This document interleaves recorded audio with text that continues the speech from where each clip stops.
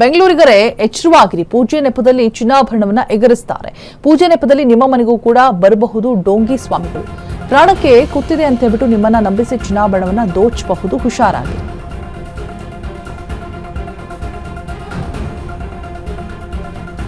ಪೂಜೆ ನೆಪದಲ್ಲಿ ನಿಮ್ಮ ಮನೆಗೂ ಕೂಡ ಬರಬಹುದು ಡೋಂಗಿ ಸ್ವಾಮೀಜಿಗಳು. ಪ್ರಾಣಕ್ಕೆ ಕುತ್ತಿದೆ ಅಂತ ನಿಮ್ಮನ್ನ ನಂಬಿಸಿ ಚಿನ್ನಾಭರಣವನ್ನ ದೋಚಬಹುದು. ಪೂಜೆ ನೆಪದಲ್ಲಿ ಚಿನ್ನಾಭರಣ ಕದ್ದೊಯ್ದು ಡೋಂಗಿ ಲೇಡಿ ಸ್ವಾಮಿ. ಬೆಂಗಳೂರಿನ ವೈಟ್ ಫೀಲ್ಡ್ ಪೊಲೀಸ್ ಠಾಣೆ ವ್ಯಾಪ್ತಿಯಲ್ಲಿ ಘಟನೆ ನಡೆದಿದೆ. ಮೋಹಿನ್ ಪಾಷಾ ಮನೆಗೆ ಬಂದಿದ್ದಂತಹ ಮಹಿಳೆ, ಆಕೆ ಸಹಾಯಕ. ಯೂರಿಕ್ ಆಸಿಡ್ ಸಮಸ್ಯೆ ನೆಪದಲ್ಲಿ ಮನೆಗೆ ಬಂದಿದ್ದಂತಹ ಮಹಿಳೆ. ಪಾಷಾ ತಂದೆಗೆ ಈ ಸಮಸ್ಯೆ ಬಗೆಹರಿಯದ ಹಿನ್ನೆಲೆ ಆಗಮಿಸಿದಂತಹ ಮಹಿಳೆ.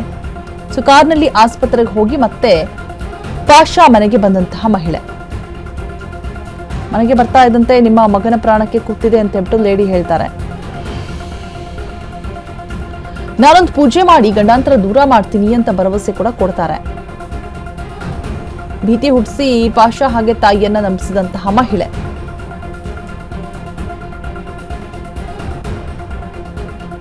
ಬೆಳಗಿನ ಜಾವದವರೆಗೂ ಕೂಡ ಪೂಜೆ ಮಾಡಿರ್ತಾರೆ ಈ ಖತರ್ನಾಕ್ ಲೇಡಿ. ನೋಡಿ, ಈ ಸಂದರ್ಭದಲ್ಲಿ ಮನೆಯಲ್ಲಿರುವಂತಹ ಬಂಗಾರ ತಂದಿಡುವಂತೆ ಸೂಚನೆ ಕೂಡ ಕೊಟ್ಟಿರ್ತಾಳೆ.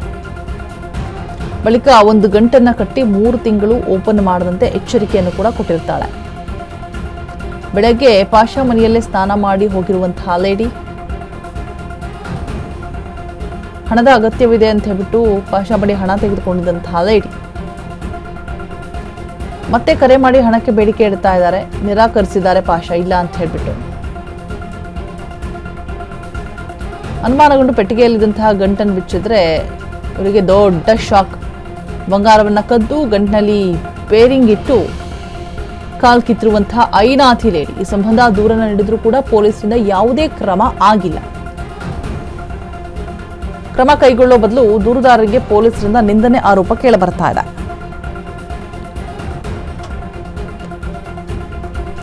ಎಚ್ಚರವಾಗಿರಿ. ಪೂಜೆ ನೆಪದಲ್ಲಿ ಚಿನ್ನಾಭರಣವನ್ನ ಈ ರೀತಿಯಾಗಿ ಎಗರಿಸುವವರು ಇರ್ತಾರೆ, ಡೋಂಗಿ ಸ್ವಾಮಿಗಳು.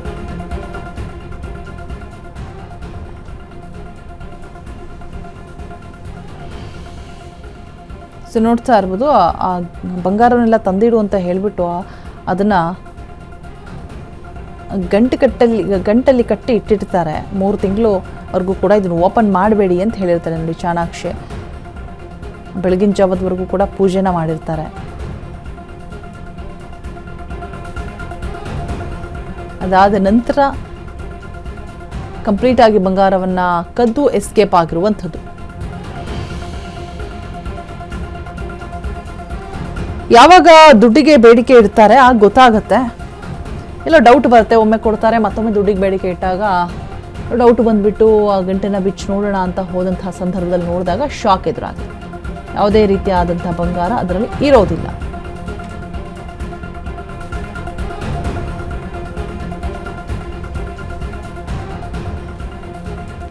ವೈಟ್ ಫೀಲ್ಡ್ ಪೊಲೀಸ್ ಠಾಣಾ ವ್ಯಾಪ್ತಿಯಲ್ಲಿ ನಡೆದಿರುವಂತಹ ಘಟನೆ.